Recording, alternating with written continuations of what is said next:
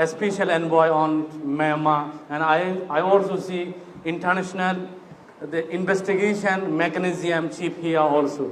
I hope that you recognize what our speaker mentioned there. Now I would like to introduce our second speaker and the topic of the second speaker. What the future do you want to see in the Arkan is for you and also for your children. We people belong to Arkan, Arkan belong to us.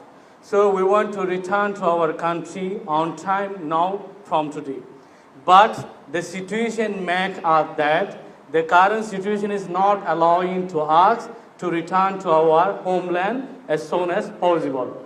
So international community, with the support and cooperation of the Bangladesh government, we need to make a situation that allows Rohingya people to stay and peacefully in the Arkan state, and we want to develop our society like we have been thousands of the years in the Arkan state. Now I would like to invite our second speaker, Mr. Furkan Miza.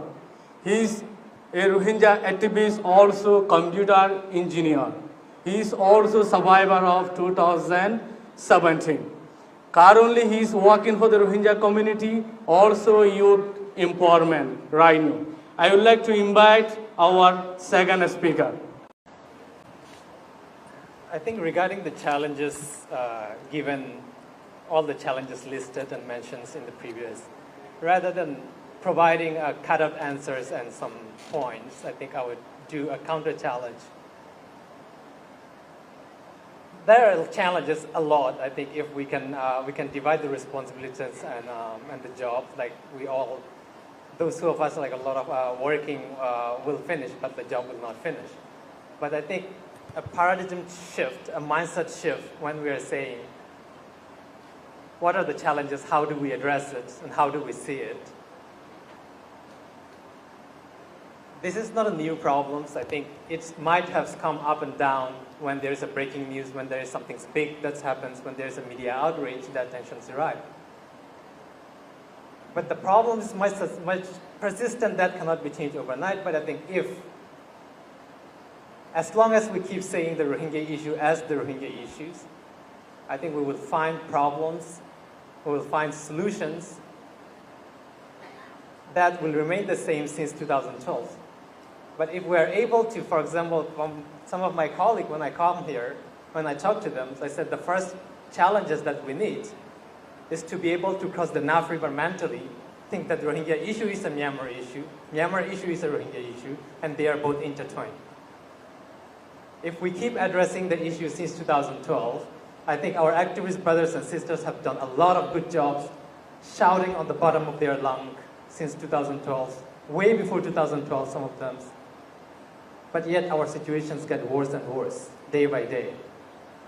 And I think maybe we should start seeing that there are times where almost all the single media, that if you do a Google analysis, come back with the word Rohingya and come back with some sort of situations update. But yet, the next day, our situations, things on the ground get much worse.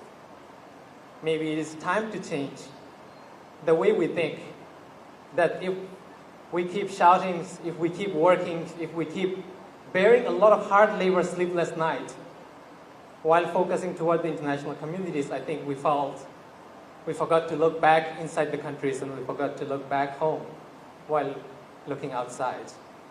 And I think when we see the challenges, I think we should see from certain new lens and try to see maybe a new way of changing so that things on the ground could improve rather than going degrading on a day-by-day matter.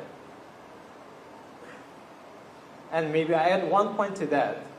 If any of you look back into Myanmar history, historically none of the Myanmar political problems are ever solved from outside. They're always solved from inside. Yes, outside support is needed, it is helpful, it is appreciated, and sometimes it is necessary. But I think Myanmar political problems are always solved, most of the time, from within the country. And maybe I think we should time to see, when we see our challenges, maybe a perspective shift, maybe a new way of thinking, maybe a new way of addressing as well. so that while our voice gets louder, our situation gets worse.